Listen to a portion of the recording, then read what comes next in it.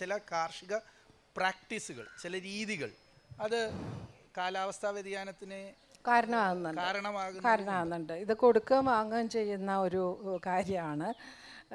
നമ്മുടെ സംസ്ഥാന സർക്കാരിൻ്റെ തന്നെ കണക്ക് പ്രകാരം 7% കാർഷിക രംഗത്ത് നിന്ന് ഉള്ള ഗ്രീൻ ഹൗസ് ഗ്യാസ് എമിഷൻ.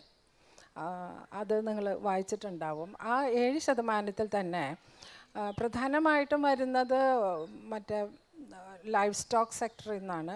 കൃഷി, അതായത് കാർഷിക ഉൽപ്പാദനത്തിൽ നിന്ന് വരുന്നതിൽ പ്രധാനപ്പെട്ടത് നമ്മുടെ അഗ്രികൾച്ചറൽ സോയിൽസ് എന്ന് പറയും. അതായത് പ്രധാനപ്പെട്ടത് നമ്മൾ രാസവളങ്ങൾ, പ്രത്യേകിച്ച് നൈട്രജൻ വളങ്ങൾ ഉപയോഗിക്കുമ്പോഴാണ്.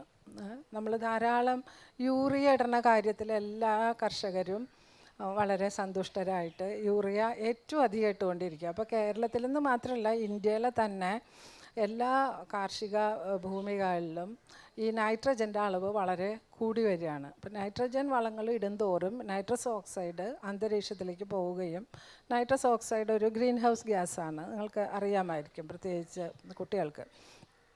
അപ്പം ഞങ്ങൾ കോൾ നിലങ്ങളിലൊരു പഠനം നടത്തിയപ്പോഴേ അത് മനസ്സിലാവുന്നത്, ഈ നൈട്രജൻ വളങ്ങൾ പ്രത്യേകിച്ച് യൂറിയ ഇടുമ്പോൾ എന്തുകൊണ്ടാണ് ജനങ്ങൾ കൂടുതൽ യൂറിയ ഇടുന്നതെന്ന് വെച്ചാൽ, ഒന്ന് അതിൻ്റെ സബ്സിഡി കൂടുതലാണ്, രണ്ട് ഇത് ഇടുമ്പോൾ പെട്ടെന്ന് ചെടികളിലൊരു വളർച്ച പ്രകടമാവും.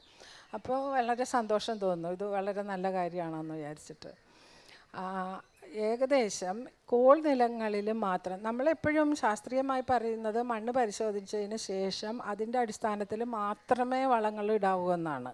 പക്ഷെ മണ്ണ് പരിശോധിച്ചിട്ടുണ്ടെങ്കിലും നൈട്രജൻ വളങ്ങളുടെ ഉപയോഗം വളരെ കൂടുതലാണെന്നാണ് ഞങ്ങൾ കണ്ടത്.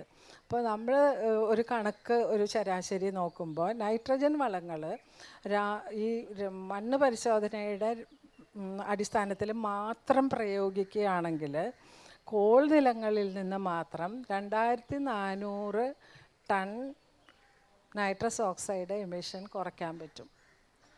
അത് മാത്രം ചെയ്താൽ. അപ്പോൾ മണ്ണ് പരിശോധന ഇപ്പോഴും നടക്കുന്നുണ്ട്, പക്ഷേ അത് വളരെ ശാസ്ത്രീയമായിട്ട് നടന്നു കഴിഞ്ഞാൽ അത് കർഷകരിൽ എത്തുകയും കർഷകർ അതിനനുസരിച്ചിട്ടുള്ളൊരു സ്വഭാവം ഉണ്ടാവുകയും ചെയ്യുക എന്നുള്ളത് വളരെ പ്രധാനപ്പെട്ട കാര്യമാണ്.